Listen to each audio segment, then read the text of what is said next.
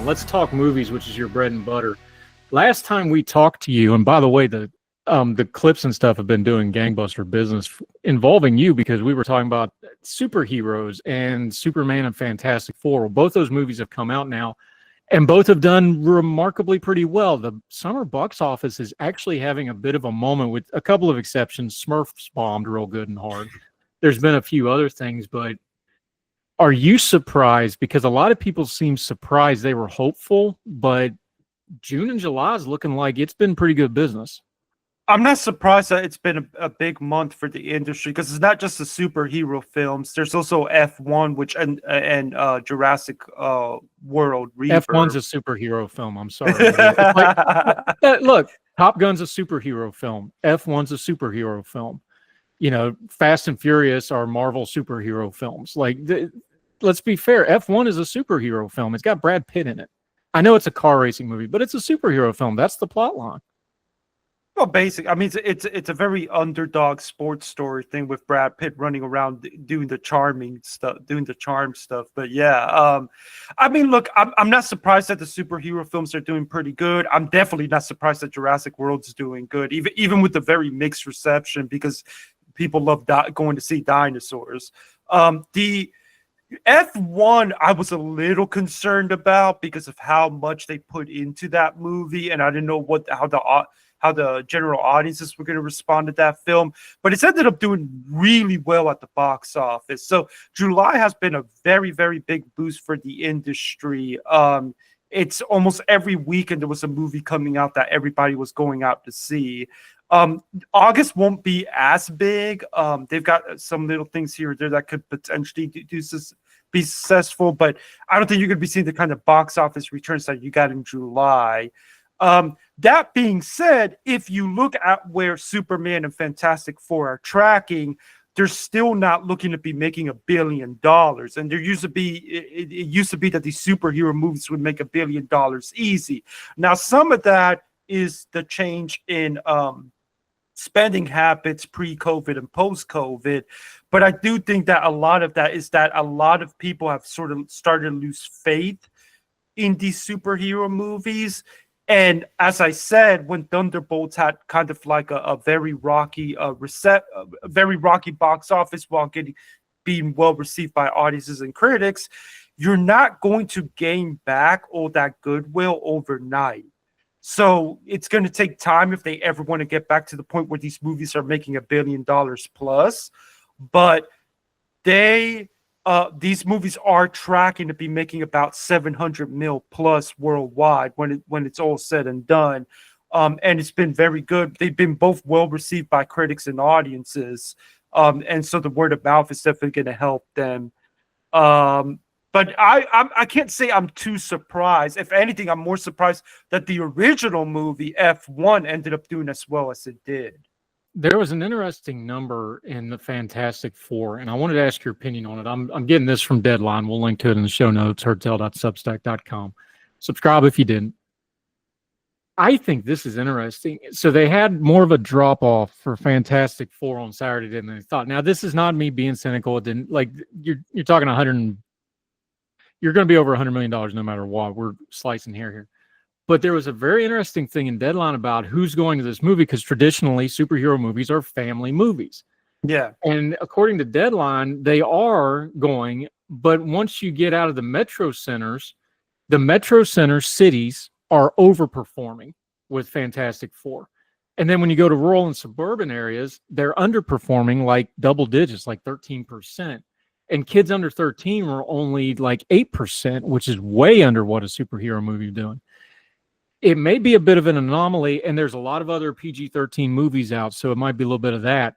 But this also tracks a little bit like these superhero movies are not just automatic show-up family movies anymore, and that audience is starting, the Marvel audience especially, this has been a thing, this came out in Thunderbolts, the Marvel audience is tracking older. And it's something to kind of think about, that these movies coming out, there's demographic divides, and it's not just people that like Marvel or not, it's like city people, suburban families. Suburban families, if you take 4 or 5 people to a movie, that gets expensive. Let's wait for streaming. City, it may be 1 or 2 or 3 people. You can still afford it. This is part of the movie business that's fascinating to me. You've been covering it, but it doesn't get covered in the actual press and media as much as we probably should. That's what's affecting a lot of box office, especially with what you just said, whereas we're probably not going to see a lot of billion-dollar box offices anytime soon. This is part of it. Yes, it is. And again, like you can't when you do what the MCU did, where it got to the point where people started to feel like they have to do homework to understand these movies, it makes it harder and harder to get people to trust you in the same way that they used to. Not to mention, you have all these MCU shows coming up on Disney Plus. It's very easy for people to be like, "Well, we'll just wait for the movie to show up on Disney Plus." And like I said, that's why I don't believe that we're going to be seeing any billion-dollar superhero films. And now we might see it with Spider-Man and with the Avengers Doomsday, but that's kind of a cheat code there. I would tell people this for Fantastic Four, and this is one of the things that I really liked about it. You literally do not have to have watched any MCU film, and you can still watch this movie. It's so nice and not feel like I had some missing homework or something while watching one of these. With Superman, that's supposed to be kind of a fresh start there. And so I don't think there was anything that movie had to deal with in regard to, people having to do homework or anything like that to understand it. But like I said, it's not gonna. You're not gonna get these crowds to trust you in the way that they used to overnight. It's going to take time. It's going to take consistency. And right now they've at least done what they've had to do so far. I mean, Thunderbolts ended up being very well received. Fantastic Four has been well received. It's going to do good at the box office. So now their next big test is to make people is to really use that upcoming Spider-Man film and the Avengers Doomsday stuff to their advantage. My theory on Thunderbolts was it didn't take itself too seriously. The fact that they were the JV Avengers as part of the plot line, they openly acknowledged it. I think that's why that worked. They didn't try to take themselves too seriously. Not that it wasn't a serious movie, but they did a lot of winking and nodding of, yeah, we know we're not the Avengers, but let's see what we can do with it. It was built into the cake, right? I've got real concerns trying to bring the Avengers back and more Spider-Man and all the rest of it with Marvel, that they're not going to be able to do that same thing with another string. Another JV string of the Avengers, even though you're going to have some of the same people. I worry about how Downey Jr. is going to be responded to on his heel turn, since we're talking wrestling terminology. I'm kind of worried about this next Avenger thing coming out because, look, again, I'm the cynical guy that doesn't care, so I'm not the demographic anyway. But I'm hearing from people, I've heard from my own kids who like Avengers was on for every day for probably 6 weeks when Endgame and Infinity War came out in my house. They love those movies. They're not feeling it yet. Now, maybe when they start promoting it, it'll change a little bit. But I think what made Thunderbolts work, I'm kind of worried Marvel's going to take the wrong lesson of that and not be able to apply it to the Avengers themselves, which is supposed to be their tentpole. I just don't know how much they're still there. I mean, I think that's a legitimate concern. And to add to that concern, I will say that Fantastic Four is very different than the typical MCU fare in that it takes place in a completely different timelines, which they can get away with now because of all this multiverse stuff. And in this timeline, it's a completely different aesthetic and feel than other MCU movies. It's more like if you were watching a actual comic book. It's a completely different type of world that this Fantastic Four are playing with compared to the rest of the MCU. So that really helps both of these last two MCU movies to stand out compared to the MCU films that people have gotten used to. So it is going to be interesting to see how they then transition that, because Spider-Man is going to be, we've seen that before. And the Avengers Doomsday, that's going to be a bunch of multiverse stuff, a lot of cameos. It's going to be doing a lot of the stuff that they've been getting criticized for over the last couple of years. So it is going to be interesting to see how they handle that compared to these last two movies. Talk about the business aspect of it too, because I think something to watch going forward, especially as they start to try to roll the Avengers back out for Marvel. And the DC guys going forward are going to start having to pay attention to this too. If you start let's take Thunderbolts. Thunderbolts grossed about 382 million worldwide. That's a fantastic number for everything except in the Marvel universe where you got in-game and stuff. That's, kind of run of the mill, but that's a great box office by any other measurement. The problem is if you're going to start making Avengers movies, if the new ceiling on superhero movies is not $1 billion worldwide box office, it's more like, let's say the Avengers give them a healthy bump, they get 500, 600 million. That's a healthy haul, right? You can't be making $200 and $300 million Avenger movies that are going to be making $300 to $500 million at the box office. That math don't work. Are they going to, at some point, going to have to try to figure out that, like, look, this is not the era before. We can't just throw unlimited amount of money at these things and reel in the business model a little bit, because DC, I know DC's smart. They're looking at it and they're like, all right, superhero movie, 100 to 150. That's what you're going to get if it hits. If it hits. Yeah. So that's going to change how they budget out all the rest of them. Like, all right, if it hits, we're going to get $120, $130 million box office. That's how the studios usually plan. But Disney and Marvel, because they had all that success, they can get a little punch drunk on it. Is Marvel going to have to start looking at this and going, we can't shoot for $100 billion box office, so we need to reel this thing in a little bit? I mean, you could argue that Marvel should have already been doing that. I mean, because we really look in a post-COVID world, billion-dollar films aren't as common as they were towards the second half of the 2010s. Like, if your movie is making like 700 to 800 million, that's a really big success in a post-COVID world. But to get to the point where you're making $1 billion, like, to make $1 billion, you can't just be making a bunch of money in the States. You also have to be making a bunch of money internationally. And these superhero movies have been losing some of the hold that they've had internationally, especially in China. China's really starting to reject these superhero films. So as far as I'm concerned, it's been time for them to start scaling back their budgets.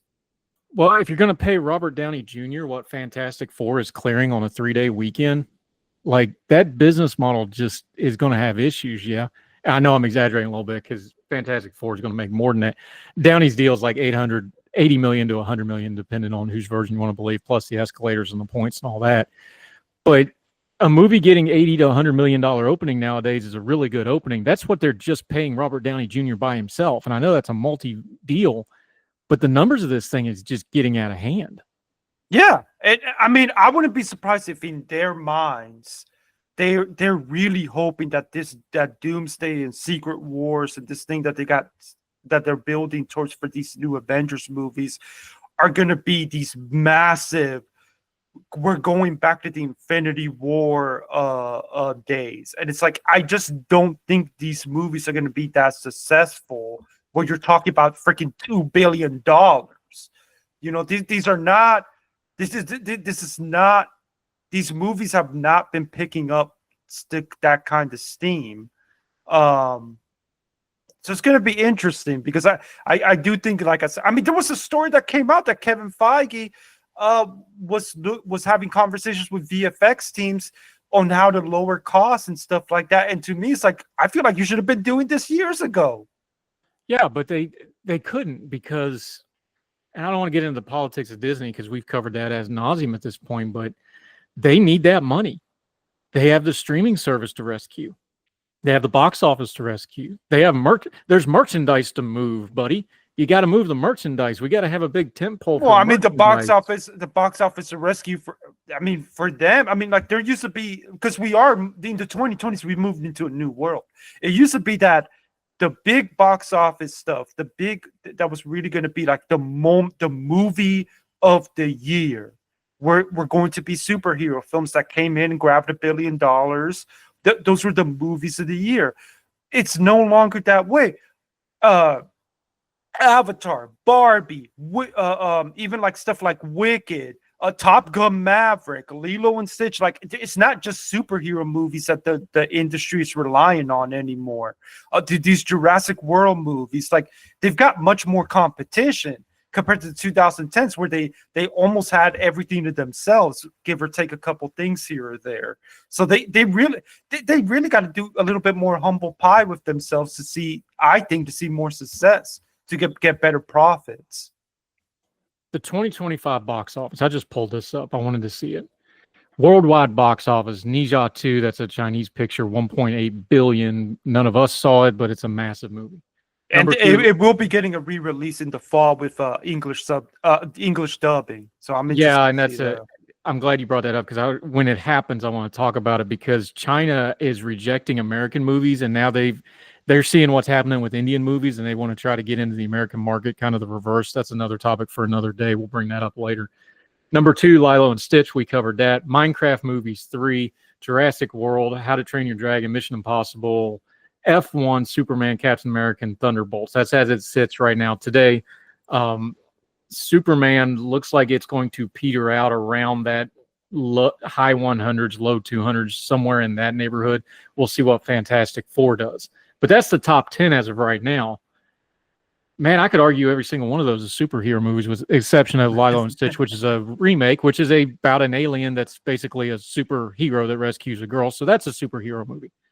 So as much as we're knocking it right now, that's the top 10. And by the way, 11 is Sinners, which I think is probably one of the better original movies of the year that everybody ought to go see. And then Final Destination. And then Fantastic Four looks like it's going to pop up in there eventually. It'll probably make the top 10 at some point. That's the list. It's all superhero movies. But I think there's also this thing now where there's a lot of people like they are looking at that and go, well, the theater's all superhero movies and I'm just tired of them. Okay. So if we take that that mindset, okay, well, these are basically superhero movies. Well, why are some of these movies doing better than the others? And I guess you could say maybe arguably is that they have a different aesthetic, they have different characters, so maybe that is appealing to folks more to see something newer. We covered this last time you were on, but I'll lay it out because it's up in front of me. Snow White did 200 million. It's considered a flop. Yeah. Lilo and Stitch, another live action remake, cleared $1 billion, the magic number for super hit, right? Yeah. They were produced at exactly the same time. They came out closer together than they intended because of all the mess with Snow White. Snow White had all the bad viral press. Lilo and Stitch screwed up the ending and still got beloved. How's that for the case study, though? Because they're both remakes, live action remakes. They're both from the same people. They're from the same studio with different directors. But you have almost $1 billion gap in the box office. But I think it's a generational thing. Because I said that one of the problems that Snow White was always going to face is that the Snow White as important as that film is, because it was the first ever one for the Disney animated canon, not that many younger people have the connection to that movie compared to a Lilo and Stitch that came out in the early 2000s and has been replayed like crazy on Disney Plus. So I think the big part of that is the generational. Not to mention there's been so many adaptations other than Disney of Snow White.